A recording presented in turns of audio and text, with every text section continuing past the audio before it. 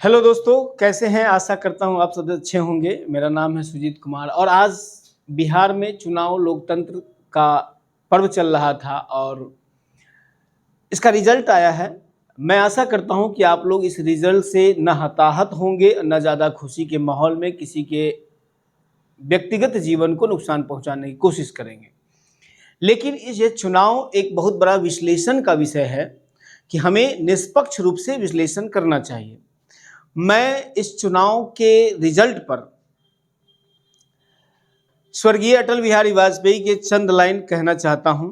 वो है, क्या हार में क्या जीत में किंचित नहीं भयभीत में, क्या हार में क्या जीत में किंचित नहीं भयभीत में, कर्तव्य पथ पर जो भी मिला यह भी सही वह भी सही, वरदान नहीं मानूंगा कुछ भी हार नहीं मानूंगा। यानी कि जो जो जो मन से जीतता है ना, जो जिसका मनोबल ऊंचा रहता है वो विजेता होता है। ये बात समझ लीजिएगा।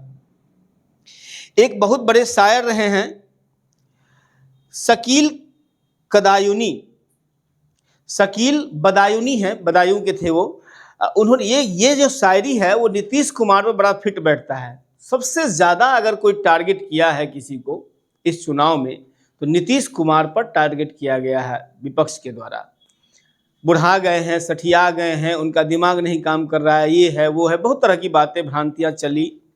उनके ऊपर ये लाइन शकील बदायूनी का बड़ा फिट बैठता है। वो कहते हैं, कांटों से गुजर जाता हूं दामन को बचाकर, कांटों से गुजर जाता हूं दामन को बचाकर, फूलों की सियासत से मैं बेगाना नहीं हूं।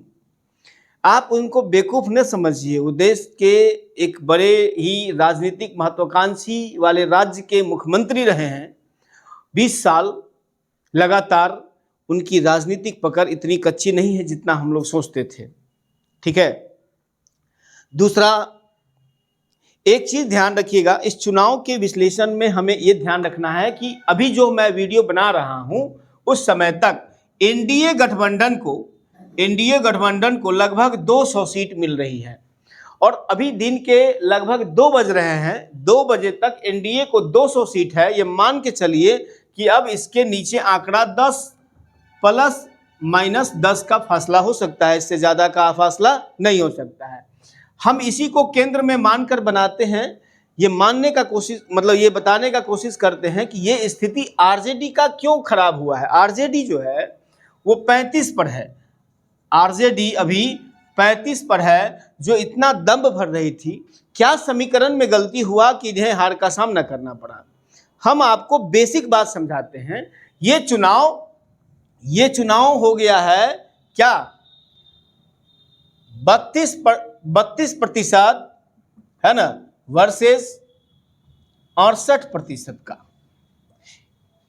आपने चुनाव विश्लेषण जाना है, देखा है, अभी चैनल पर देख भी रहे होंगे या पहले भी आपने बहुत सारा विश्लेषण देखा होगा।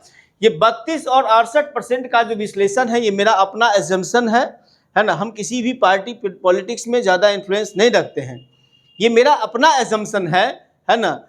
और इसके कारण हम बताते हैं 32 और 68 का रेशियो क्या है। देखिए, राजद जो है टारगेट किया है 2 कम्युनिटी को ज्यादा।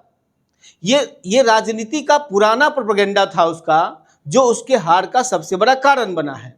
बदलती सोशल मीडिया इन्फ्लुएंस में है ना, आप पुराने प्रोपेगेंडा को राजनीति का आधार बनाएंगे तो आपको हार के अलावा दूसरा कुछ नहीं मिलने वाला है ना। मैं आपको बहुत सटीक बात बताने जा रहा हूं कि अब देखिए, जो बिहार में यादव जो है बिहार में वो लगभग 14% है। ठीक है। और मुस्लिम जो है बिहार में है ना वो लगभग 18% है। मैं थोड़ा बहुत आगे पीछे हम एक अनुमान कहते हैं तो 18 और 14 कितना हो गया? 32%। ये हो गया एक फैक्टर। बाकी जो इधर जितना है ना सब चला गया है एक साथ एनडीए में। क्यों? क्योंकि एनडीए में कौन कौन है?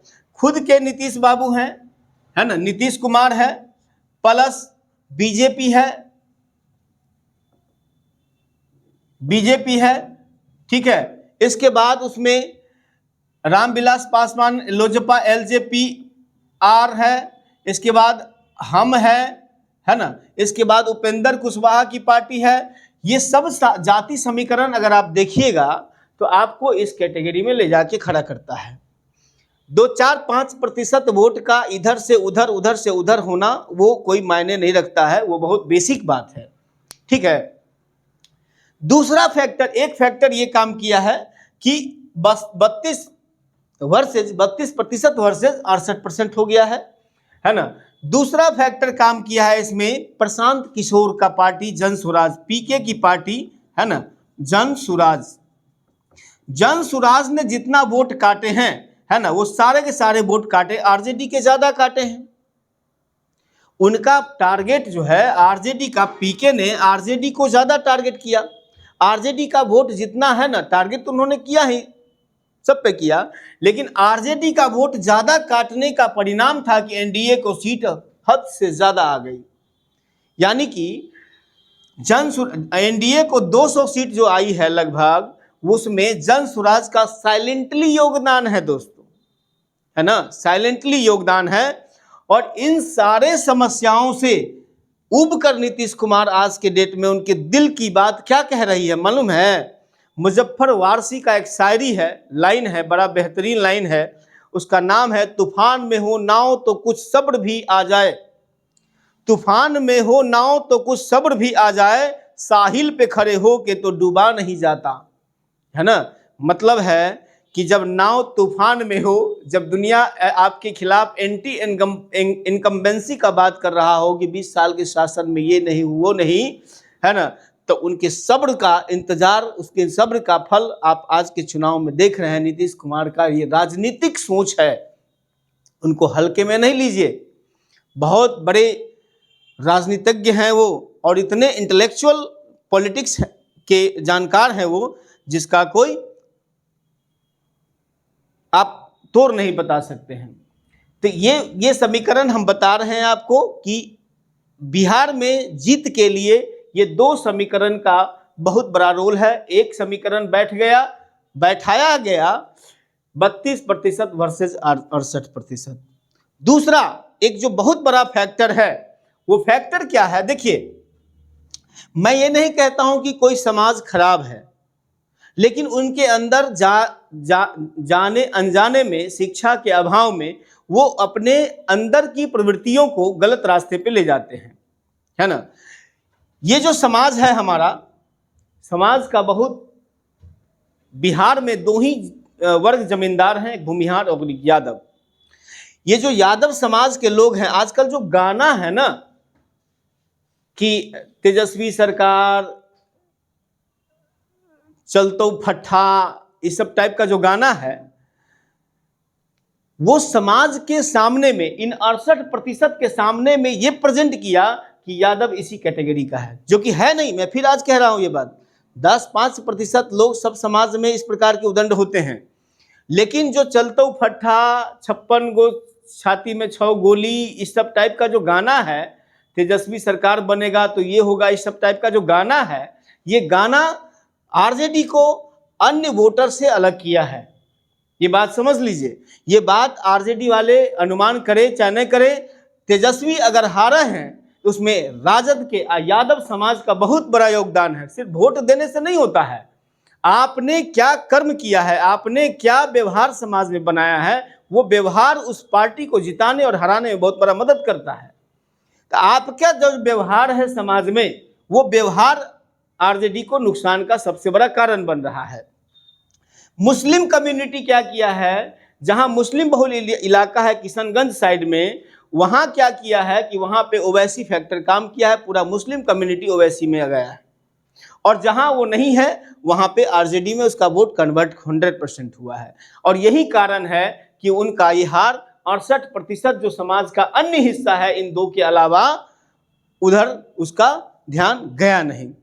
मैं यादव समाज के युवाओं से एक अपील ये करता हूं कि जॉर्ज गार्डन बायरन, ये बहुत बड़े पॉलिटिक्स पर थ्योरी लिखने वाले लोग हैं, इंटेलेक्चुअल हैं, उन्होंने एक बात कही है कि जो लोग सवाल नहीं उठाते वे पाखंडी हैं।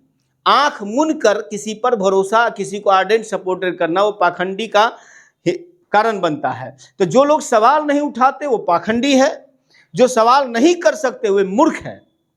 सिर्फ इसलिए हम बीजेपी को वोट दें, सिर्फ इसलिए जदयू को वोट दें, सिर्फ इसलिए राजद को वोट दें चूंकि वो नीतीश कुमार है, चूंकि वो मोदी है, चूंकि वो तेजस्वी यादव हैं, है ना, ये हमारी मूर्खता को दर्शाता है। हम तर्क पर बात करें, राजनीति में तर्क का होना बहुत जरूरी है।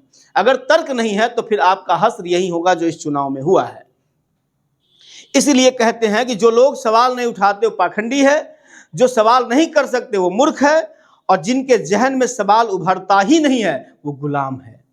आज का युवा, खासकर इस समाज का युवा, जिस प्रकार से कोई सवाल नहीं उठाता है, कोई भाषा का मर्यादा का ख्याल नहीं करता है, वो व्यक्ति किसी पार्टी, किसी व्यक्ति विशेष का गुलाम है। हमें इस गुलामी से बचना चाहिए। एक 200 साल का गुलामी हमने झेला, एक राजनीतिक मानसिक गुलामी हम झेल रहे हैं जो हमारे लोकतंत्र के लिए खतरा है।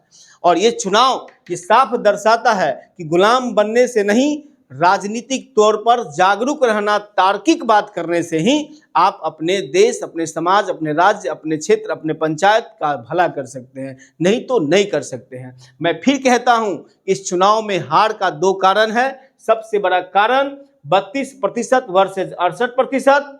दूसरा कारण जनसुराज का, आरजेडी का वोट काटना।